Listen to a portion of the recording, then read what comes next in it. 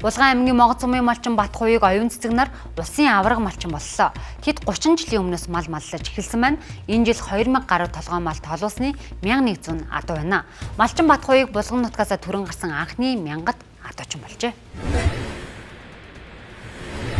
Одоо адуугаа нэг аавынхаа хариулж байсан адууны таван дүрийгээ 500 болгоод 500 болцохоор нь 500 болсон чинь 1000 болгоод үзьегээд судлаад үзсэн чинь Булган аймгийн хэмжээнд бол ер нь 1000 адуу толоосон байхгүй юм байлээ.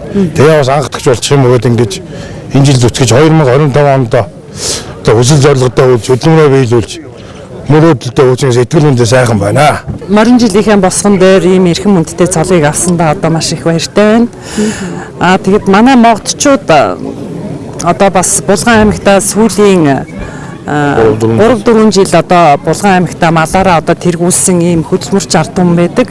Тэр дундаа одоо миний ханийн хөдөлмөр зүтгэлээр одоо ийм олон малтай болж бид бүхэн одоо төр улстай үнэлэгдсэндээ бас маш их баяртай байна. За Булган аймгийн анхдагчдын маань өдөлгөөний нутгаас 6 улсын авраг малчин төрөн гарсан байна. За түүний нэг бол Булган аймгийн Могод сумын малчин Батхуйг оюун цэцэг нар маань юм.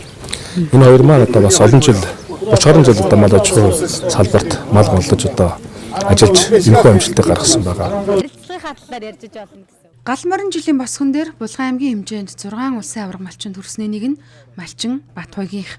Түүний хувьд удам дамжсан малчин бөгөөд аав сүрэн хорн адуучин байсан бол ээж лавгаан улсын авраг сайлчин юм а.